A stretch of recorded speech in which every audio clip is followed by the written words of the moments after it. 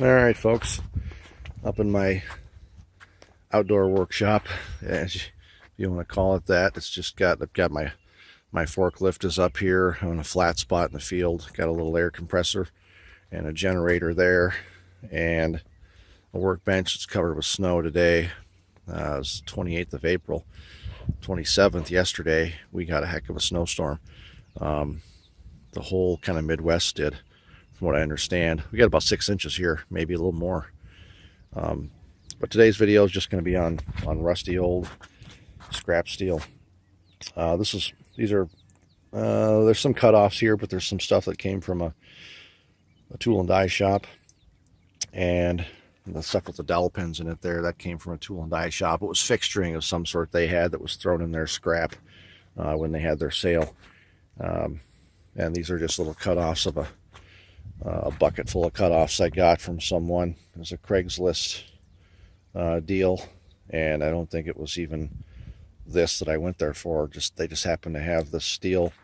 I know what it was. It was an estate sale, and that was there, and I asked if they would throw that in, and they said sure. I think I paid maybe $5 for a bucket full. Well worth it to have around. I've already used a bunch of those small scraps in some fixture making and tooling I've made. I guess not really tooling, but you could. I made some pullers with that flat stock, a couple pieces of that. But my point is, this stuff is invaluable when you need it. So if you're out and about and you see chunks like this, whether it be an estate sale, an auction, and you can buy it cheap, you can buy it for pennies on the dollar, do it, because you don't, if you got a place to store it, even if it's outside, a little sandpaper, clean it right up, and you can take a file to it and knock off the high spots if it's dinged around or banged around. But the point is to go out and buy it when you need it. It's going to be expensive. So this is 1.5 inch stuff here. That's probably a little bit thinner. It's between 1.5 and 1.25 by eye. The one on the outside is probably 1.5. And it's all, I bought it all for scrap price or less. The last big score I had, is kind of a sort of an acquaintance of mine, had an auction. He sold off his, unfortunately it was a forced auction. His business kind of took a dive, and 2 of his main customers had left. I shouldn't say left, they just didn't have any work for him. And he wound up selling off his business. Well, in that, he had a bunch of tool steel on a rack, and I don't have video of that right now, but I picked up about 4,000 pounds of tool steel for less than $200, and it's 12-foot sticks and up, and a lot of that stuff was 1.5 inches for sure thick. There was some thinner stuff, some thicker stuff, some round stock, some squares, some hex. It was just a hell of a deal.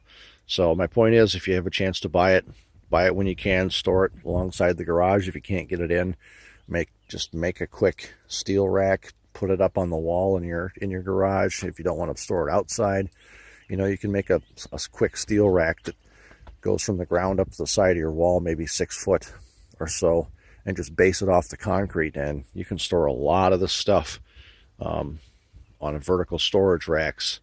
And in other words, the racks are vertical, but the material will be stored horizontal on your walls. I've got some of that down on one of my sheds. Pick it up when it's cheap, because when you need it, it's going to be expensive. So, this is that's my point for this video. And I'm outside working in the slop today on just odds and ends. So I might work on that little S10 Blazer over there.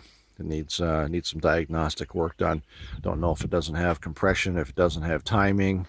Bought it that way. So I'm going to work on that, I think, this afternoon after I straighten some pieces in my press here and enjoy the day outside. So catch you on another video. Stay tuned.